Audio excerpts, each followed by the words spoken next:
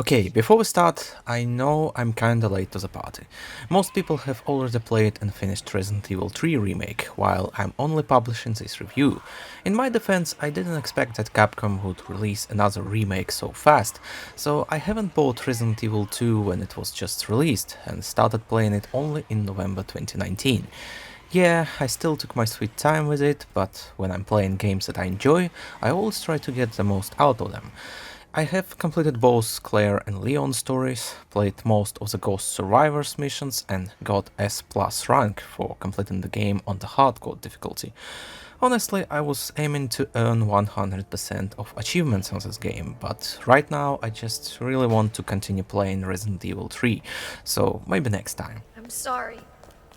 Alright, let's get to the point and talk about why I've enjoyed this game so much. I never played the original Resident Evil 2, so I'm not going to talk in detail about how different it is compared to the remake. Capcom indeed made some radical changes to the core gameplay loop. Like, instead of the fixed camera angles, now we have this over-the-shoulder style, and developers did this transition really well. Resident Evil 2 Remake is an extremely enjoyable game on a mechanical level. Everything, from how the game looks, how it controls, how it sounds, it just feels great to play. All character models in this game are so detailed and well animated, it makes every encounter memorable and special. Even a simple zombie can cause you a lot of trouble because of how unpredictably it moves his body and head. I love how fluid animations on this game. Your character even reacts when the body of the killed zombie is fallen on him. My only complaint about the combat is a lack of proper dodge move.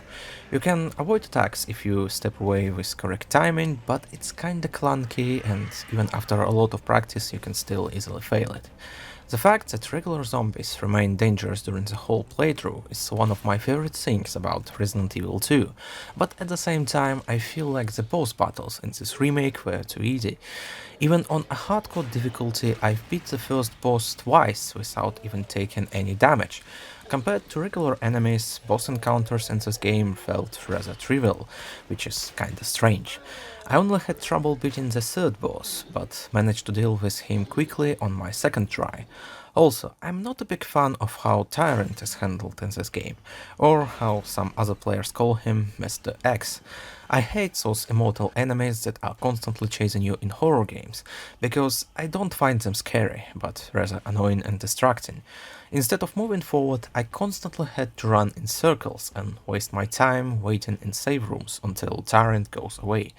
I wouldn't have minded it that much if he actually followed some special logic, but instead the game occasionally spawned Tyrant nearby when I was entering specific rooms or even when I simply ran away from him too far. You can't trick or lure him away and then do your business in another part of the building, and it feels cheap that he is always ahead of you no matter what you do. And considering how good the level design in this game, I find it disappointing that Tyrant's behavior is not something more than just a bunch of scripts.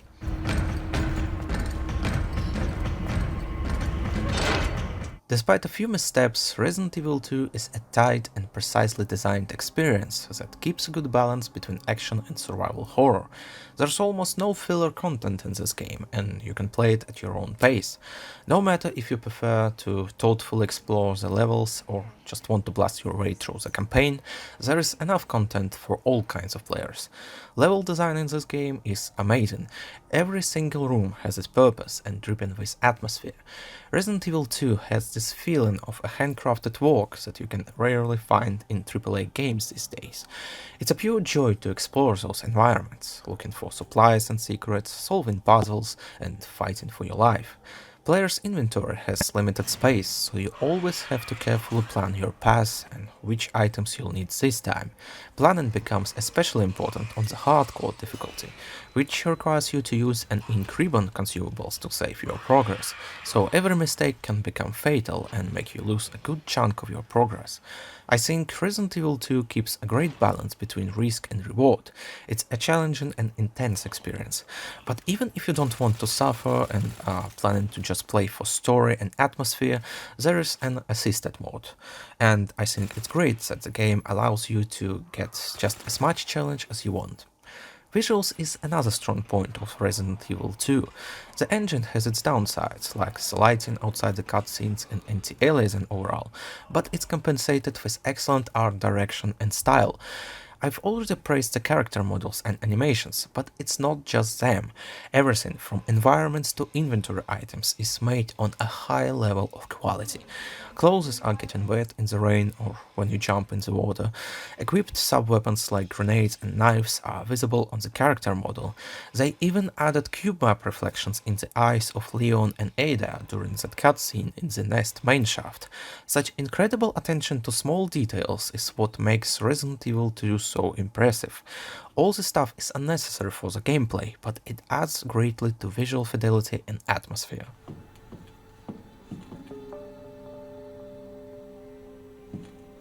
The story is probably the least interesting thing in this game. I mean, yeah, the cutscenes look great and voice actors did an amazing job, but outside interactions between characters and how their relations are progressed during the game, overall the storyline is just average at best. I was especially disappointed by how Capcom handled the structure of different character scenarios. Resident Evil 2 tries to make it look like Claire and Leon are progressing together through the events of the game, but it doesn't really make sense. To unlock the true ending, you have to play the second scenario, but they are not that different from each other. You are visiting the same locations, solving the same puzzles, even fighting mostly the same bosses. Yeah, there's a slight difference in those roads, like a completely different set of weapons for each character and a unique segment in the middle of the story, but overall Claire and Leon paths don't feel like a singular, logically structured story.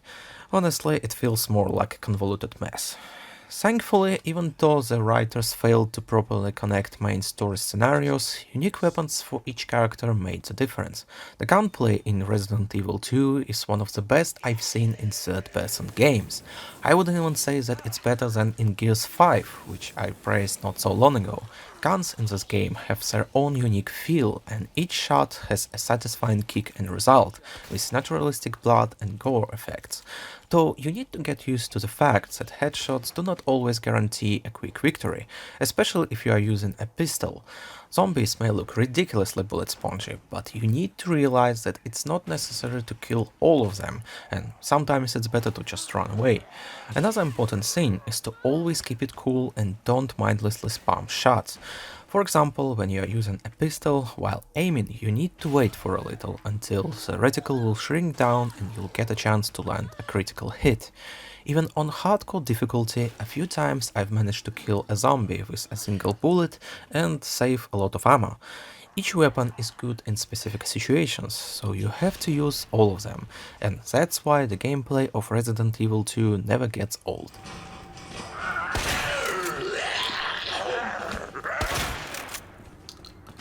There are also bonus episodes that are called Ghost Survivors, which are more like extra challenges rather than a proper addition to the main story, so don't expect much from them. They are taking place on the same maps as the campaign, just with slightly different layouts and enemy selection. There is no new meaningful story content. You play as different characters, but most of them don't even have additional voice lines. The Ghost Survivors is like combat puzzle. You have a predefined amount of weapons and items, so you have to carefully plan how to pass each level segment with minimal losses.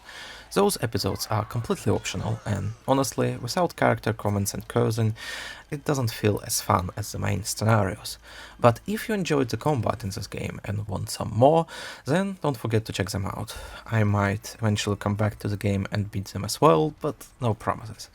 A few words about the quality of the PC version. As I've already mentioned, overall the graphics in Resident Evil 2 looks great, and it should work fine even on the low-end hardware. Yeah, you will have to lower down resolution and image quality scale, but performance in this game heavily relies on resolution. But if you don't care about visuals, you'll at least be able to play the game with a decent frame rate. Other options don't affect the performance that much, and mostly depends on your personal preferences. Resident Evil 2 plays like it was meant to be played on keyboard and mouse. Precise aiming is extremely important in this game. Controls are fully customizable. You can rebind keys, change the run type and precisely adjust aim assist settings if you need it. Overall, from a technical standpoint, the PC version is good and it scales nicely depending on your hardware limits. In conclusion, with this remake, Capcom set a high bar for third-person action games. Resident Evil 2 is close to perfect in terms of gameplay and pacing. It's a simple old-school fun with no bullshit attached. It's one of the best games I've played in the past few years, and even if you are not a fan of the survival horror genre, I still highly recommend you give it a try. In the meantime, I'm going to continue playing Resident Evil 3 Remake, which I plan to eventually review as well. Considering that my memories about Resident Evil 2 are still fresh, I'm curious to see how different my impressions will be about this new remake. But that's another story. Thanks for watching, don't forget to subscribe and stay tuned for more.